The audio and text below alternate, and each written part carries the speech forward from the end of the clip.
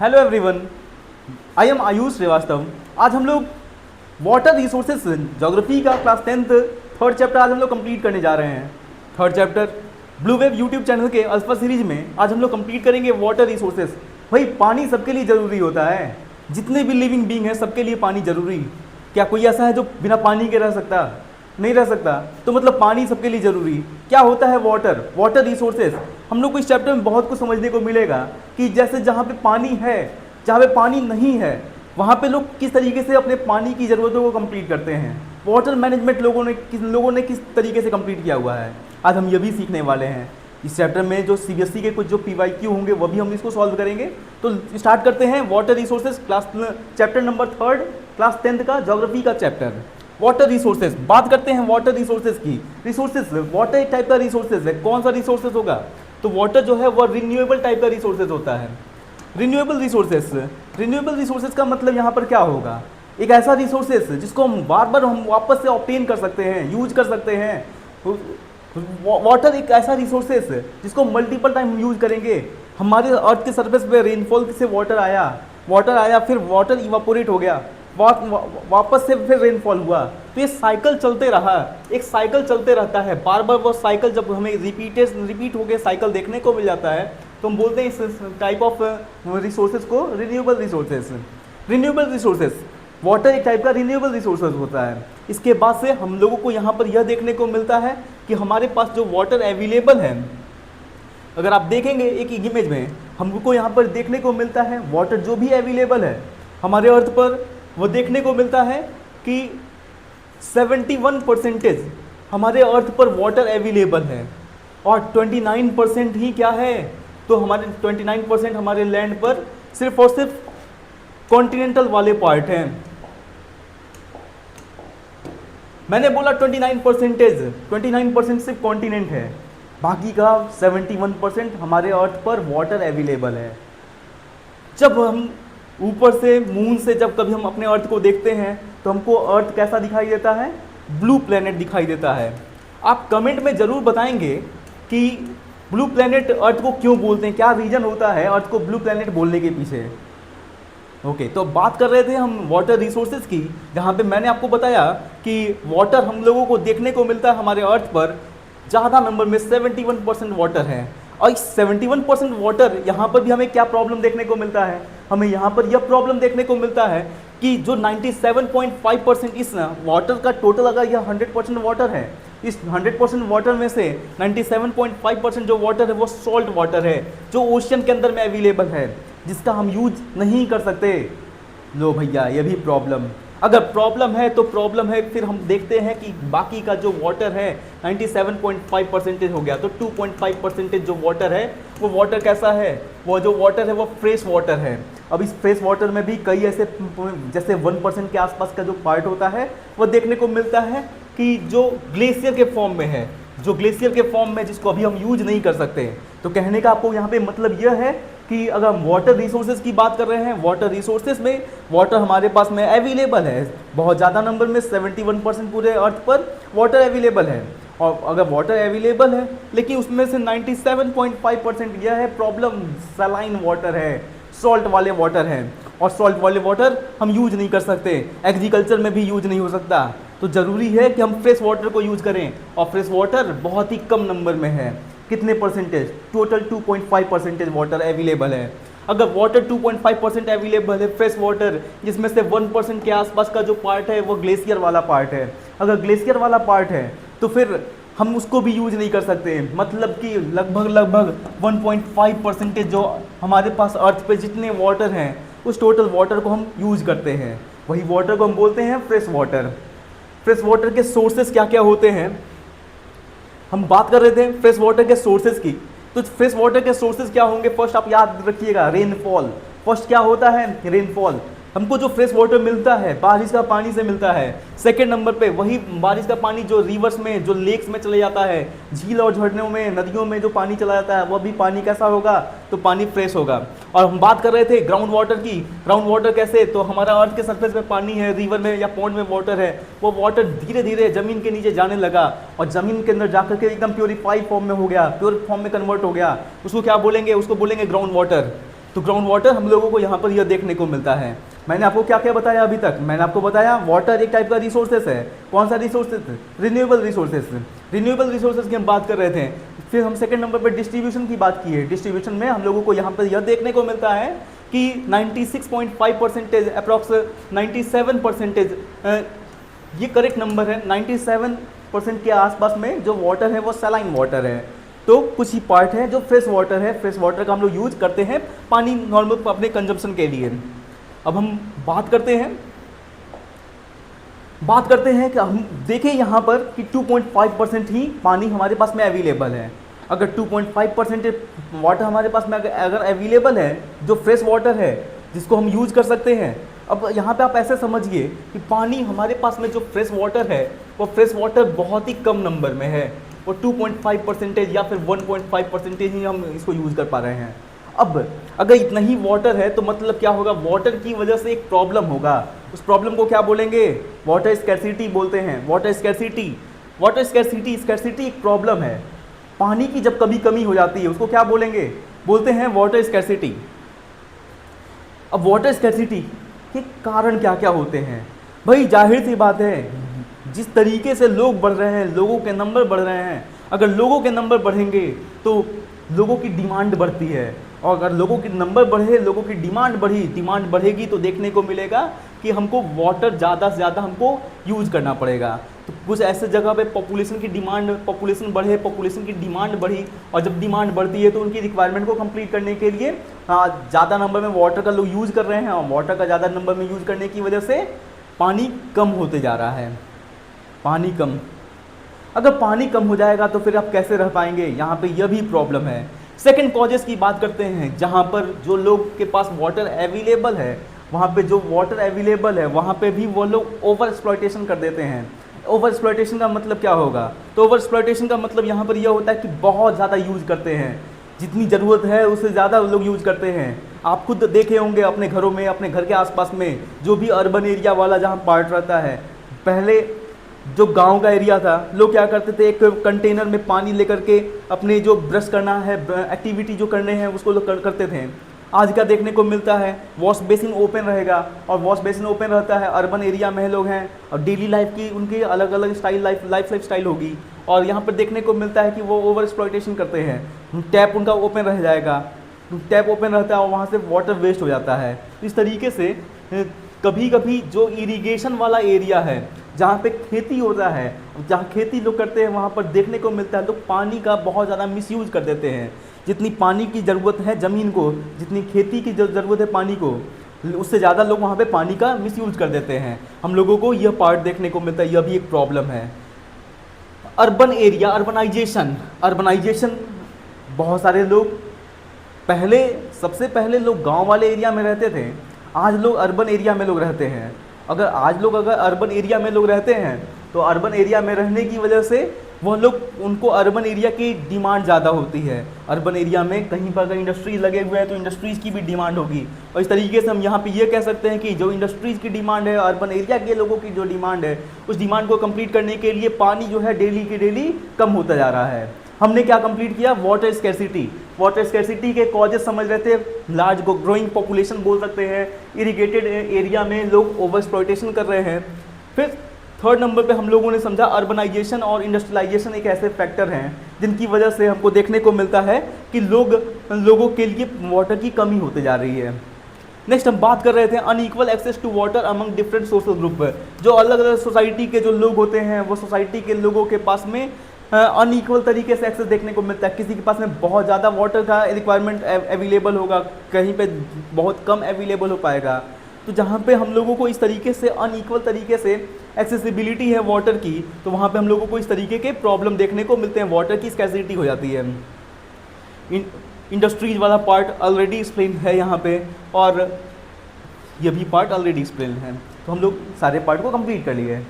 हमने क्या क्या कंप्लीट किया? वाटर एक रिसोर्सेज के साथ डिस्ट्रीब्यूशन हमने समझा, और डिस्ट्रीब्यूशन के बाद हम जब बात कर रहे थे तो हमने बात किया कॉजेस ऑफ स्कैर्सिटी के ये जो 3-4 इंपॉर्टेंट पॉइंट हैं, growing population, over exploitation, urbanisation and industrialisation. Geography में कभी भी कोई प्रॉब्लम आ जाए अगर आपको सॉल्यूशन नहीं याद आ रहा है, आप जरूर एक लाइन लिख दीजिएगा, अर्बनाइजेशन लिख दीजिएगा, आप इंडस्ट्रियलाइजेशन लिख दीजिएगा। ज्योग्राफी में प्रॉब्लम, बहुत सारे प्रॉब्लम इन्हीं दोनों टॉपिक से रहते हैं। और अगर ये भी नहीं आ रहा है तो आप सीधे पॉल्यूशन लिख दीजिए, कुछ ना कुछ लिख देंगे तो यह भी हमारे लिए एक प्रॉब्लम हो जाता है।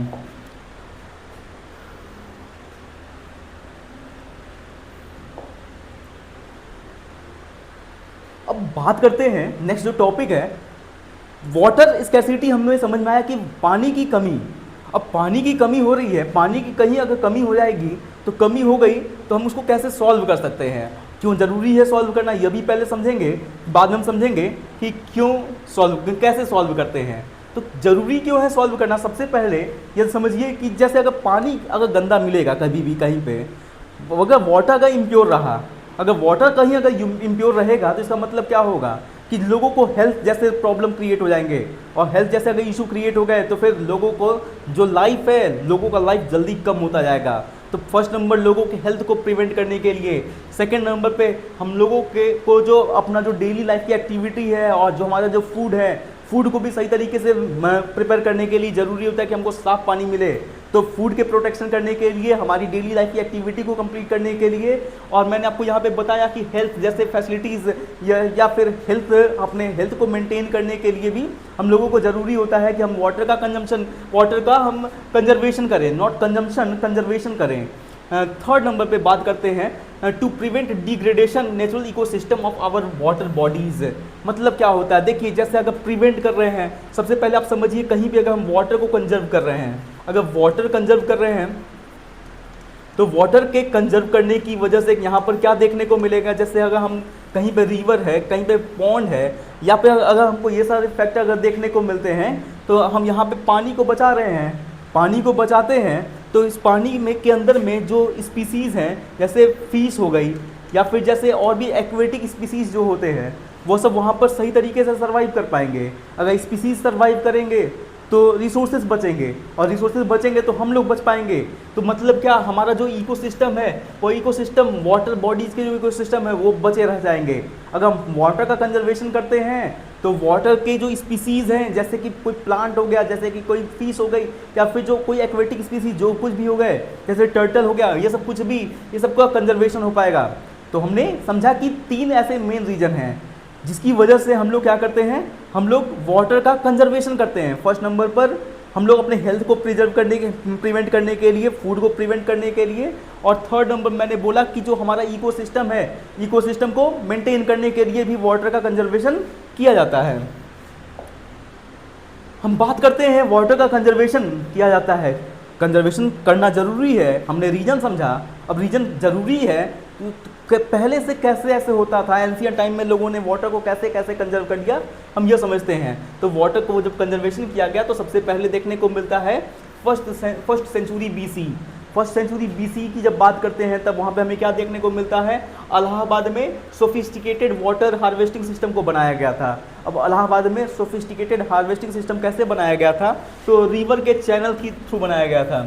अब ये ऐसे समझिएगा, रिवर के चैनल की बात करते हैं। अब रिवर के चैनल की जब बात करते हैं तो मतलब क्या होगा, जैसे एक जगह पे कहीं पे एक रिवर आ रही है, रिवर को, एक उसके वाटर को इस तरीके से कंजर्व किया गया जहाँ से लोग उसको हमेशा से यूज कर सकें। एक वाटर बॉडी का मेन सोर्स है जिसको रिवर बोलेंगे, रिवर को से यहाँ पे हमको देखने को मिलेगा वाटर इस तरीके से आ जाता है। और वाटर जब कभी अगर इस तरीके से आता है तो इस तरीके से हमको देखने को मिलता है, वहाँ पे उस वाटर को बचाया जाता है, चैनल बना करके वाटर को बचाया जाता है। वाटर अपना जो मेन जो पाथ है, मेन पाथ से न जाते हुए दूसरी जगह से जाए जहाँ पर लोग उस वाटर को एक जगह पे स्टोर कर सकें, उस वाटर को प्रिजर्व कर सकें। तो सबसे पहले फर्स्ट सेंचुरी बीसी में इलाहाबाद में एक सोफिस्टिकेटेड तरीके से स्टोन का यूज करते हुए, वाटर का यूज करते हुए, या रिवर का यूज करते हुए इस तरीके से वाटर हार्वेस्टिंग सिस्टम को मैनेज किया जाता है, फर्स्ट नंबर। सेकेंड नंबर की बात करते हैं, जब चंद्रगुप्त मौर्य का जब टाइम पीरियड था तब भी हमको देखने को मिलता है कि बहुत सारे जगह पे लेक्स बनाए गए थे, डैम्स बनाए गए थे। चंद्रगुप्त मौर्य ने सबसे पहले डैम्स और लेक्स बनाया था। क्यों बनाया था? इरिगेशन करने के लिए बनाया था, ताकि लोगों को प्रॉपर तरीके से वाटर की जो अवेलेबिलिटी है और एक्सेसिबिलिटी है वो अवेलेबल हो सके। थर्ड नंबर पे बात करते हैं, sophisticated irrigation work have been found in the Kalinga, Odisha, Nagarjunakonda in Andhra Pradesh and Bennur Karnataka and Kolhapur in Maharashtra. ये सब जो कुछ इंपॉर्टेंट, जैसे उड़ीसा बताया गया, जैसे आंध्र प्रदेश बताया गया है, जैसे कर्नाटक बताया गया और कोल्हापुर बताया गया है, ये सारे जो भी महाराष्ट्र के जो लोकेशन है, अलग अलग जगह के जो लोकेशन है, यहाँ पर भी वाटर को इस तरीके से मैनेज किया जा रहा था, जो नेचुरल वाटर है उस वाटर को वो लोग एक जगह पे यूज कर सके, पानी को कंजर्व किया जा सके, पानी को बचाया जा सके, तो उसको फ्यूचर में लोग कभी भी उसको यूज कर सकते हैं। भोपाल लेक, भोपाल के अंदर में एक लेक बनाया गया हुआ है जो क्या बताता है 11वीं सेंचुरी में बनाया गया था, और यह सबसे आर्टिफिशियल लेक बनाया गया था। आर्टिफिशियल मतलब ह्यूमन के तरफ से, ह्यूमन के इन्वॉल्वमेंट की वजह से एक ऐसा लेक बनाया गया जहाँ पे वाटर को स्टोर किया जा सकता है। कब बनाया गया था? तो 11वीं सेंचुरी में बनाया गया था। आप यहाँ पे इसको याद रखेंगे। नेक्स्ट हम बात करते हैं 14वीं सेंचुरी की। तो 14वीं सेंचुरी में जब इल्तुतमिश जब रूल कर रहे थे, इल्तुतमिश जब रूल कर रहे थे, जो मेडिवल टाइम पीरियड था, आप कमेंट में ज़रूर बताइएगा इल्तुतमिश का टाइम पीरियड क्या रहा। तो इल्तुतमिश कौन से ईयर में यहाँ पे इंडिया में रूल कर रहे थे। अब बात करते हैं इल्तुतमिश, जब इल्तुतमिश रूल कर रहे थे तो उन्होंने क्या किया था, उन्होंने दिल्ली में एक हौज खास करके एक लोकेशन पर उन्होंने वाटर को कंजर्व करने का डिवाइस बना दिया था, जहाँ से पानी को बचाया जा सके, उन राजा के जो लोग होंगे, प्रजा जो थी, प्रजा को वाटर की अवेलेबिलिटी हो सके। तो हमने यहाँ पे कंप्लीट किया वाटर कंजर्वेशन। सबसे पहले एंशिएंट टाइम पीरियड में कैसे कैसे कंप्लीट किया जा रहा था। नेक्स्ट हमारा टॉपिक है मल्टीपर्पज प्रोजेक्ट। नाम से ही क्लियर रखना है आपको, क्या नाम याद रखना है, नाम को याद रखना है मल्टीपर्पज प्रोजेक्ट। मतलब प्रोजेक्ट एक ऐसा बनाया गया जिसका एक काम नहीं है, काम क्या होगा, तो जिसके काम हजारों होंगे, बहुत सारे काम होंगे।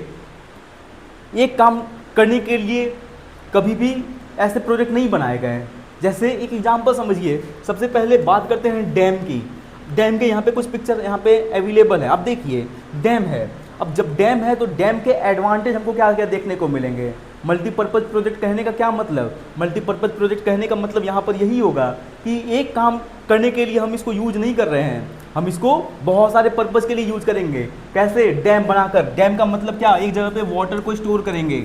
अब एक जगह पे वाटर को स्टोर कर दिया गया, वाटर को जब एक जगह पे स्टोर किया गया तो वहाँ से क्या क्या देखने को मिल सकता है, उसके क्या एडवांटेज देखने को मिलेंगे। फर्स्ट नंबर पर वहाँ पर इरिगेशन देखने को मिलेगा कि अगर लोगों को खेतों में ज़रूरत है, पानी की, सिंचाई की ज़रूरत है, तो लोग वहाँ पर इस वाटर को, जो स्टोर वाटर है, इसको लोग अपने एग्रीकल्चर फील्ड तक पहुँचा सकते हैं। आपने देखा होगा कहीं पर भी कैनाल बने रहते हैं, कहीं पर भी डैम से कैनाल बने रहते हैं, वहाँ पे लोगों के लिए वाटर अवेलेबल रहता है। तो इस तरीके से फर्स्ट नंबर पर मल्टीपर्पज प्रोजेक्ट की बात करते हैं तो वहाँ पे हम क्या कर सकते हैं, वहाँ पे हम इरिगेशन जैसी फैसिलिटी को हम वहाँ पे यूज कर सकते हैं। इरिगेशन जैसी फैसिलिटीज़ को हम वहाँ पे यूज कर सकते हैं। First number irrigation. सेकंड बात करते हैं हाइड्रो इलेक्ट्रिसिटी। देखिए हाइड्रो इलेक्ट्रिसिटी की बात कर रहे हैं, वाटर है यहाँ पर स्टोर एक जगह पे, ये जो रिवर है, रिवर का वाटर एक जगह पे स्टोर कर लिया गया, और जब वहाँ यहाँ पे जब अगर स्टोर किया जाता है तो देखने को मिलता है यहाँ से यहाँ तक, यहाँ पे एक हाइट है, ये जो रिवर है, रिवर को वाटर को नीचे वाले लेवल पे स्टोर किया गया। अब आप समझिए वाटर ऊपर से नीचे गिर रहा है, जब गिरेगा तो नीचे अगर एक टरबाइन जैसा डिवाइस लगा दिया गया, और जब टरबाइन जैसा जब डिवाइस लगा दिया जाएगा तो फिर क्या होगा, ऊपर से हैवी वाटर के गिरने की वजह से क्या देखने को मिलेगा, वहाँ पे इलेक्ट्रिसिटी जनरेट हो जाएगी। हाइड्रो इलेक्ट्रिसिटी का मतलब क्या, यही होगा। हाइड्रो का मतलब वाटर होता है, तो वाटर के गिरने की वजह से इलेक्ट्रिसिटी जनरेट हुआ, तो हम लोग इसको क्या बोलेंगे, हाइड्रो इलेक्ट्रिसिटी बोलेंगे। एक और भी मेथड होता है जिसको बोलते हैं थर्मल इलेक्ट्रिसिटी। अब बात करें थर्मल इलेक्ट्रिसिटी की, आप बताइएगा कमेंट सेक्शन में कि थर्मल इलेक्ट्रिसिटी के जो पावर स्टेशन बनाए गए हुए वो इंडिया में कहाँ कहाँ पर देखने को मिलते हैं। थर्ड नंबर हम बात करते हैं वाटर सप्लाई की। जैसे जो डोमेस्टिक पर्पज़ है हमारे जो डोमेस्टिक पर्पज़ होगा, हमारी जो डेली की जो एक्टिविटी होती है, उन सारी एक्टिविटी को कंप्लीट करने के लिए भी हम लोग इस वाटर को हम लोग यूज़ कर सकते हैं। तो हम क्या समझ रहे थे, हम टॉपिक कंप्लीट कर रहे थे मल्टीपर्पज़ प्रोजेक्ट। मल्टीपर्पज़ प्रोजेक्ट के लिए इरिगेशन हमारे लिए एडवांटेज है, हाइड्रो इलेक्ट्रिसिटी हमारे लिए एडवांटेज है। थर्ड नंबर वाटर सप्लाई की बात करते हैं, और जब हम वाटर सप्लाई की बात करते हैं तो वाटर के तरीके से हम लोग यहाँ पे हम लोग वाटर डोमेस्टिक पर्पज में हम लोग इसको यूज़ कर सकते हैं। थर्ड हम लोगों ने टॉपिक को कंप्लीट कर लिया। फोर्थ नंबर पे हम बात कर रहे थे फ्लड कंट्रोल। देखिए जहाँ पर भी डैम बनाया जाएगा, डैम एक जगह पे वाटर को स्टोर करता है। जब अगर यह वाटर को स्टोर करेगा तो मतलब कभी जहाँ फ्लड के चांसेस आने वाले थे, जहाँ बाढ़ आने का चांस था, वहाँ पे बाढ़ आ नहीं पाएगा, थोड़ा सा वहाँ पे वाटर एक जगह पे स्टोर हो जाएगा। अगर वाटर स्टोर हो गया तो वहाँ पे क्या बोलेंगे, फ्लड कंट्रोल बोलेंगे। नेक्स्ट बात करते हैं मल्टीपर्पज प्रोजेक्ट की रिक्रिएशन। रिक्रिएशन का मतलब ऐसा समझिए जैसे आप इंजॉयमेंट कर रहे हैं, आप फिशिंग वहाँ पे कर रहे हैं, आप बोट आप वहाँ पे चला रहे हैं, आप किसी भी तरीके से आप अपने इंजॉयमेंट कर रहे हैं वाटर के साथ में, वाटर रिसोर्सेज के साथ में। तो डैम है, डैम में यहाँ पे आप बोटिंग कर सकते हैं, आप वहाँ पे पिकनिक स्पॉट बना के आप वहाँ पे यूज कर सकते हैं। इसको क्या बोलेंगे? रिक्रिएशन। तो हम एडवांटेज की बात कर रहे थे, इरीगेशन हमारे लिए इंपॉर्टेंट है first number. Second hydroelectricity, multipurpose project के सेकंड नंबर पे एडवांटेज हाइड्रोइलेक्ट्रिसिटी देखने को मिलता है। Third water supply, fourth flood control की बात कर रहे थे, fifth number recreation. Six number पर यहाँ पे लिखा हुआ है इनलैंड नेविगेशन। भाई अगर एक कैनाल से दूसरे कैनाल तक अगर जाना होगा, जा सकते हैं या नहीं जा सकते? जा सकते हैं। तो ये क्या हो गया? ये इनलैंड नेविगेशन यहाँ पर पॉसिबल होगा। ये आप याद रखिएगा, इनलैंड नेविगेशन यहाँ पर पॉसिबल हमको देखने को मिल जाएगा। पानी में एक जगह से दूसरे जगह जाएंगे, क्या एडवांटेज होंगे? पानी में अगर हम जाते, पानी के रास्ते से अगर हम एक जगह से दूसरे जगह जाते हैं, क्या हमको एडवांटेज देखने को मिलेगा? कमेंट सेक्शन में ज़रूर बताइए। बात करते हैं पीसी कल्चर। आप सब जानते होंगे पीसी कल्चर क्या, और हमारे एडिटर भाई साहब इनका तो ये फेवरेट फूड आइटम है। क्या है पीसी कल्चर? क्या होगा पीसी कल्चर? मछली पालन, जहाँ पे लोग मछली पालते हैं। मतलब यहाँ पे स्पीसीज़ हैं, स्पीसीज़ यहाँ पे फिश जैसी स्पीसीज़ यहाँ पे रह सकती है। यहाँ पे अगर रहेगी तो वहाँ पे उसका ग्रोथ होगा, और जो हमारे एडिटर भाई साहब हैं उनका भी ग्रोथ होगा कि वो खाएंगे। यहाँ पे हमको ये भी देखने को मिलता है टूरिज्म। टूरिज्म की बात कर रहे थे, तो टूरिज्म में क्या कि जहाँ पे बहुत अच्छा यह डैम होता है, डैम बना हुआ होता है, वो बहुत ही अच्छा एक लोकेशन हमको देखने को मिलता है, जब बहुत अच्छे तरीके से अट्रैक्ट करता है, तो वहाँ पर लोग जाते हैं। तो हमारे जो एडिटर भाई साहब हैं वो भी अकेले नहीं जाएंगे। आप कमेंट में ज़रूर बताइए कि एडिटर भाई साहब किन के साथ जाएंगे। ओके,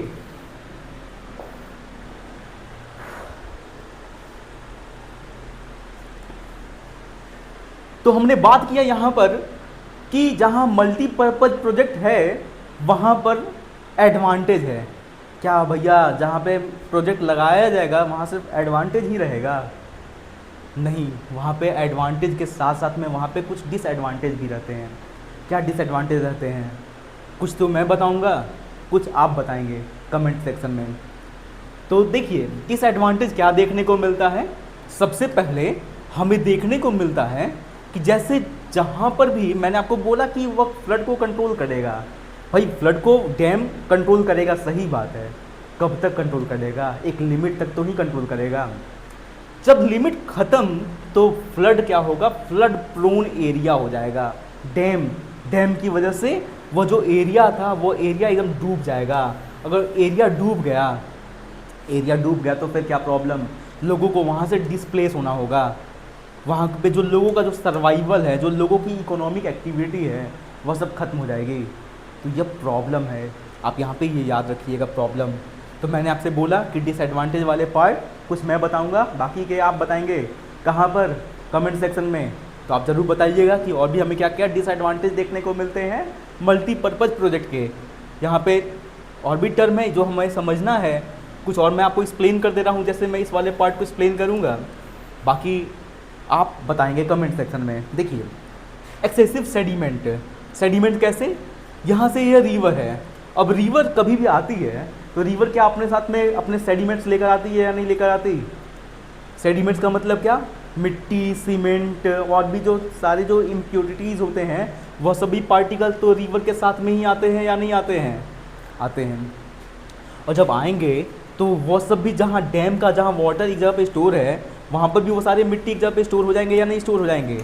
इस तरीके से हमको देखने को मिलेगा जो सेडिमेंट है, सेडिमेंट का लेवल जो है वो बढ़ता रहेगा। जब सेडिमेंट का लेवल बढ़ेगा तो वाटर का लेवल ऑटोमेटिक बढ़ जाएगा, और अगर वाटर का लेवल बढ़ेगा तो फिर हम लोगों को यह प्रॉब्लम देखने को मिल जाएगा। तो आप डिसएडवांटेज के लिए आप लोगों के डिस्प्लेसमेंट आप यहाँ पे याद रख सकते हैं, लॉस ऑफ लिवलीहुड आप यहाँ पे याद रख सकते हैं, और एक्सेसिव सेडिमेंट मैंने 3 बताया, बाकी के आप कमेंट करेंगे। नेक्स्ट हम बात कर रहे थे हमारे एक पॉलिटिशियन ने बोला डैम को टेम्पल, मंदिर बोल दिया। क्यों बोला होगा मंदिर? थोड़ा दिमाग लगाइए। मंदिर इसलिए बोला क्योंकि हमको यहाँ पर देखने को मिलता है डैम जहाँ बनाया जाएगा डैम बनाया जाएगा तो वहाँ पे एग्रीकल्चर का प्रोडक्शन ज़्यादा हो पाएगा, वाटर की अवेलेबिलिटी की वजह से वहाँ पर एग्रीकल्चर का प्रोडक्शन ज़्यादा हो पाएगा। सेकंड, वहाँ पे लोगों को इलेक्ट्रिसिटी मिल पाएगा, वहाँ पर इंडस्ट्रियल का डेवलपमेंट, मतलब यहाँ से भी पैसा, एग्रीकल्चर प्रोडक्शन बढ़ा, पैसा आया, इलेक्ट्रिसिटी जनरेट हुआ, जनरेट होने की वजह से लोगों को फ़ायदा और यहाँ से भी पैसा आएगा। थर्ड नंबर, इंडस्ट्रियल डेवलपमेंट, अगर इंडस्ट्रीज बढ़ेगी तो बहुत सारे लोगों को काम मिलेगा, बहुत सारे लोगों का डेवलपमेंट हो पाएगा, यहाँ पर भी पैसा, मतलब कह सकते हैं एक बात कि पैसा ही पैसा। अक्षय कुमार ही सिर्फ नहीं कहते पैसा ही पैसा, जवाहरलाल नेहरू ने भी कहा पैसा ही पैसा, लेकिन किसके सेंस में? डैम के सेंस में। डैम को क्या बोल दिया उन्होंने? टेम्पल बोल दिया। आप याद रखिएगा। बात करते हैं, अब हमने समझा एंशियंट टाइम पीरियड में कि कंजर्वेशन लोग कर रहे थे, लोग सोफिस्टिकेटेड वाटर मैनेजमेंट सिस्टम बना करके वाटर की जो ज़रूरतें हैं लोग उसको कंप्लीट कर रहे थे। बहुत अच्छी बात है कि लोग कंप्लीट कर रहे थे, तो क्या पहले के लोग ही बस वाटर के रिसोर्सेज को कंजर्व करना जान रहे थे? आज की जो जनरेशन के लोग हैं वो नहीं जानते तो कोई बात नहीं, मैं हूं आपको बताने के लिए। और हम यहाँ पे सीखेंगे सबसे पहले रेन वाटर हार्वेस्टिंग सिस्टम। क्या होता है रेन वाटर हार्वेस्टिंग सिस्टम? नाम से ही क्लियर है। क्या क्लियर है? रेन का मतलब क्या? बारिश का जो पानी होगा उसको हम क्या करेंगे? हार्वेस्ट करेंगे, बचा लेंगे, उसको बचा लेंगे। बचाना जरूरी है। कैसे बचा सकते हैं? तो हम इस मेथड को यूज करते हैं। कौन सा मेथड होगा? Roof top rain water harvesting method. Roof top rain water harvesting method. Editor भैया के पैसे कटेंगे, इन्होंने इस वाले पार्ट को हटाया नहीं है। प्रीमियम अल्ट्रा शार्प, एडिटर भैया आपके पैसे कट जाएंगे। सेकेंड नंबर, हम ये एग्जाम्पल को समझ रहे थे, rain water harvesting system. Rain water harvesting system, इसमें हमको क्या देखने को मिलता है? जब कभी रेन हुआ तो वो लोग क्या करते हैं? राजस्थान वाले एरिया में लोग क्या करते हैं? कैचमेंट बना लेते हैं। कैचमेंट का मतलब क्या होगा? तो कैचमेंट का मतलब यहाँ पर यह होता है कि वाटर को एक जगह पे स्टोर कर लेंगे। वाटर को एक जगह पे लोगों ने स्टोर कर लिया और वहाँ पे अलग अलग जगह पे जो पाइप बनाए हुए, सारे पाइप का कनेक्शन एक साथ में जोड़ दिया। सारे पाइप के कनेक्शन को एक साथ में जोड़ने से पानी को अंडरग्राउंड तरीके से स्टोर कर लिया गया।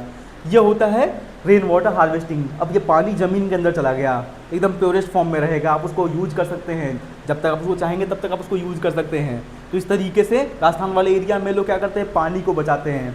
क्यों बचाते हैं? क्योंकि आपको मालूम है कि राजस्थान वाला जो एरिया है वहाँ पे क्या देखने को मिलता है? वहाँ पे वाटर की स्कैर्सिटी बहुत ज़्यादा है। जहाँ पे वाटर की स्कैर्सिटी बहुत ज़्यादा है वहाँ पर लोगों ने एक मेथड फॉलो कर लिया। कौन सा मेथड था? Roof top water conservation method या roof top rain water harvesting method. अब हम बात करते हैं रूफ टॉप या रेन वाटर हार्वेस्टिंग मेथड की। रेन वाटर या वाटर कंजर्वेशन मेथड की हम यहाँ पे बात करते हैं। हमारा जो प्रीवियस स्लाइड था रेन वाटर हार्वेस्टिंग मेथड, हमने रेन वाटर हार्वेस्टिंग मेथड को हमने फॉलो करना स्टार्ट कर दिया राजस्थान वाले एरिया में। अब राजस्थान वाले एरिया में हमने जब फॉलो करना स्टार्ट कर दिया, इसके क्या क्या हमको बेनिफिट्स देखने को मिलेंगे? जब भी कभी हम रेन वाटर हार्वेस्टिंग मेथड को फॉलो करते हैं, बारिश का पानी को बचा लेंगे, हमको फ़ायदा देखने को मिलेगा या नहीं मिलेगा? मिलेगा, जाहिर सी बातें मिलेगा। हम समझ रहे थे रेन वाटर कंजर्वेशन मेथड या water harvesting method, rain water conservation method. देखिए, कंजर्वेशन मेथड की बात कर रहे थे। कंजर्वेशन मेथड में हमें क्या देखने को मिलता है? कंजर्वेशन जब हम करते हैं तो हमको 3 तरीके से एडवांटेज देखने को मिलते हैं। 3 तरीके से एडवांटेज मतलब क्या?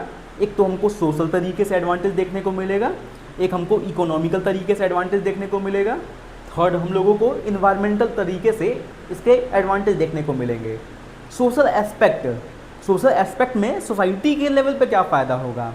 अच्छा, सोशल का मतलब सोसाइटी समझिएगा। सोसाइटी कैसे? तो सोसाइटी में जैसे अगर वाटर अकेले एक पर्सन कंजर्व करेगा रेन वाटर को, तो क्या सोसाइटी के सारे लोगों को फ़ायदा मिल जाएगा? क्या नहीं मिलेगा। मतलब सारे लोगों को यहाँ पर कंजर्वेशन करना होगा, तब तो सारे लोगों को, सोसाइटी में जितने भी लोग रह रहे हैं, उस एरिया में जितने लोग रह रहे हैं, सबको फ़ायदा मिलेगा।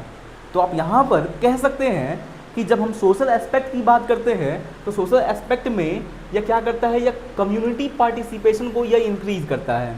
फर्स्ट नंबर मैंने क्या बोला? Community participation. Community participation, society के बहुत सारे जो लोग होंगे वो लोग मिल करके एक साथ में वाटर का कंजर्वेशन करेंगे। अगर वाटर अगर वाटर का कंजर्वेशन सोसाइटी के बहुत सारे लोग मिल करके करेंगे, तो आप ऐसे समझिए कि अगर सोसाइटी के बहुत सारे लोग मिलकर करेंगे तो वाटर की जो एक्सेसिबिलिटी होगी वह सबके लिए हो जाएगी। सोसाइटी के सारे लोगों के लिए वाटर अवेलेबल हो जाएगा फर्स्ट। अब इसके बाद से अगर सारे लोग अगर वाटर का कंजर्वेशन कर रहे हैं तो कंजर्वेशन करने की वजह से जो पहले हमने फर्स्ट चैप्टर में कंप्लीट किया था कि अगर रिसोर्सेज बहुत जल्दी अगर डिप्लीट हो जाते हैं, कम हो रहे हैं रिसोर्सेज, तो रिसोर्सेज कम होते हैं तब भी हम लोग को सोसाइटी में प्रॉब्लम देखने को मिलता है, या फिर कभी अगर कोई रिसोर्सेज का अगर ओवर एक्सप्लॉयटेशन कर दिया तब भी हमको कोई प्रॉब्लम देखने को मिलता है। क्या प्रॉब्लम देखने को मिलता है? प्रॉब्लम देखने को मिलता है सोसाइटी जो होती है वो सोसाइटी दो पार्ट में डिवाइड हो जाती है, हैव एंड हैव नॉट में। फर्स्ट चैप्टर याद आया कुछ? तो इसी तरीके से अगर सारे लोग मिलकर के कंजर्वेशन करेंगे तो सारे लोगों के मिलकर कंजर्वेशन करने की वजह से हमें यह देखने को मिलेगा कि जहाँ पर पहले जो रिसोर्सेज के लिए, वाटर जैसे रिसोर्सेज के लिए जहाँ पे लोग फाइट कर रहे थे, अब वहाँ पे फाइट नहीं हो पाएगा। तो लड़ाइयाँ बंद हो गई, मिलकर काम करने की वजह से जो लड़ाइयाँ होती थी वह फाइटिंग बंद हो गई। याद रखिएगा, काम आएगा। इकोनॉमिक एस्पेक्ट की बात करते हैं। जब भी कभी अगर हम वाटर का कंजर्वेशन कर रहे हैं तो वाटर का कंजर्वेशन करने की वजह से हमको यह देखने को मिलेगा कि वाटर, जब भी हम पानी को बचाते हैं तो पानी को बचाने की वजह से हमें देखने को मिलता है कि इसके लिए हमको बहुत ज़्यादा पैसा खर्च करने की ज़रूरत नहीं है। फर्स्ट नंबर मैंने क्या बोला आपको? मैंने बोला आपको यहाँ पर पैसा ज़्यादा खर्च करने की ज़रूरत नहीं है। लो भैया चिंटू, काम हो ही जाएगा, कम पैसे में काम हो जाएगा। कैसे? क्योंकि हमको अगर एक जगह पे हम छोटा सा गड्ढा भी बना दें, एक जगह पे वाटर स्टोर कर लें, तो हमारा ग्राउंड वाटर रिचार्ज हो जाएगा। इसके लिए कितने खर्च पड़ेंगे? ज़्यादा तो खर्च पड़ेंगे नहीं। ओके, अब इसके बाद में हमको देखने को मिलता है जब हम वाटर का कहूँगा हम कंजर्वेशन करते हैं, रेन वाटर अगर हार्वेस्ट करते हैं तो इसकी वजह से हमारा जो क्रॉप का प्रोडक्शन इन्हेंस होगा, इकोनॉमिक लेवल पे फ़ायदा हुआ।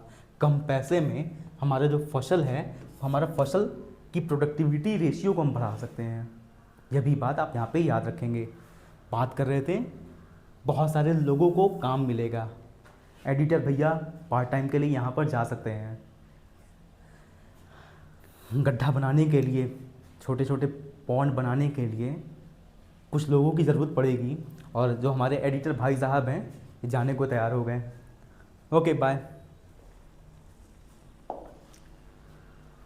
हम बात कर रहे हैं इन्वायरमेंटल एस्पेक्ट की। हमारे एडिटर साहब तो चले गए, मेरा वीडियो कैसे एडिट होगा। इन्वायरमेंटल एस्पेक्ट की बात कर रहे थे। इन्वायरमेंटल एस्पेक्ट में हमारे इन्वायरमेंट को क्या फ़ायदा होगा अगर हम बारिश के पानी को बचाते हैं, तो हमारे इन्वायरमेंट को क्या फ़ायदा होगा। तो सबसे पहले हमारा जो ग्राउंड वाटर है वो ग्राउंड वाटर रिचार्ज हो जाएगा। ग्राउंड वाटर रिचार्ज होगा, जो डिप्लेशन, जो हमारा जो ग्राउंड का वाटर जो डिप्लेशन हो, जो ख़त्म होते जा रहा है, हम उसको बचा सकते हैं।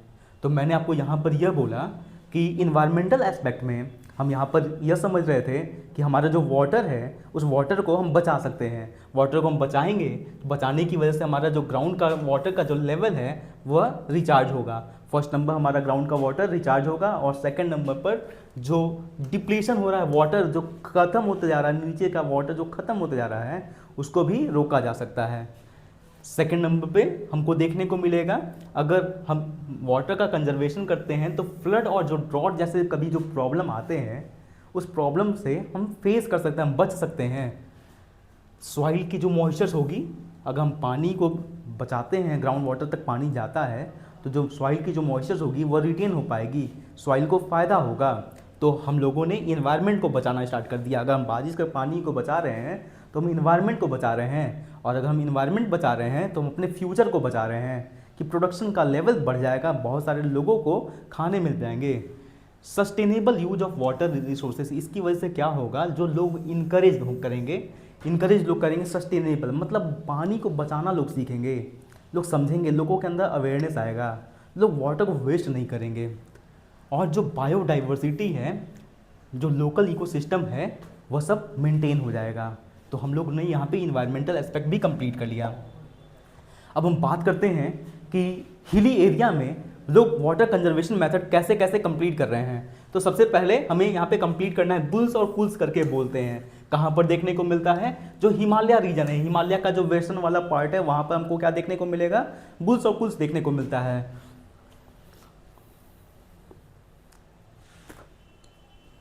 बुल्स और कुल्स की बात करते हैं। देखिए कुल्स क्या है? तो रीजनल नेम है। वहीं पर हिमालय रीजन में जो हिमालय जो रीजन है, वेस्टर्न हिमालय के अलग अलग लोकल जगह पर इसको बोलते हैं कुल्स करके। बाकी वेस्टर्न हिमालय में इसको क्या बोलते हैं? तो बुल्स करके बोलते हैं। यहाँ क्या देखने को मिलता है? यहाँ पर देखने को मिलता है जैसे एक रिवर की स्ट्रीम बनी हुई है, रिवर अपने डायरेक्शन को फॉलो करते हुए माउंटेन से आगे बढ़ रही है। तो लोग क्या करते हैं, लोग माउंटेन हिल्स पर ही लोग छोटा सा एक नैरो बेल्ट बना देते हैं, जहाँ से वाटर को अपने एग्रीकल्चर फील्ड तक लेकर जाया जा सके। अगर एग्रीकल्चर फील्ड तक लेकर जाया जाएगा तो अगर वाटर यहाँ पर देखिए, अगर इस तरीके से अगर एक स्ट्रीम नहीं बनाया जाएगा तो वाटर डायरेक्टली अगर माउंटेन से अगर एग्रीकल्चर फील्ड तक जाएगा तो यहाँ पे माउंटेन से जब वाटर निकलती है तो इसका स्पीड बहुत ज़्यादा होता है। आप कमेंट में ज़रूर बताइएगा। यहाँ पर वाटर की जब हम बात कर रहे हैं तो वाटर जब माउंटेन से निकलती है वो अपने कौन से फेज में होती है, उस फेज का नाम क्या होगा? आप ज़रूर बताइए कमेंट में। ठीक है, तो हमने यहाँ पे कंप्लीट कर लिया कि एक लोग स्ट्रीम बना देते हैं। स्ट्रीम बनाने से उस वाटर को एग्रीकल्चर फील्ड तक पहुँचाया जाता है। जब एग्रीकल्चर फील्ड तक पहुँचाया जाएगा तो यहाँ पे उसकी स्पीड कम हो जाती है और क्रॉप के लिए वाटर अवेलेबल हो जाता है। First number bulls and cows. Second number बात करते हैं टैंक और टंका। ये कहाँ पे बनाए जाते हैं? तो ये राजस्थान वाले एरिया में बनाए जाते हैं। यही सिस्टम है जिसको बोलते हैं रूफटॉप कैचमेंट सिस्टम, जहाँ पे छत के पानी को पाइप से ज़मीन के अंदर डाला जाता है, उसको स्टोर करके रखा जाता है और यहाँ पे हमको वाटर कंजर्व होते हुए देखने को मिल जाता है।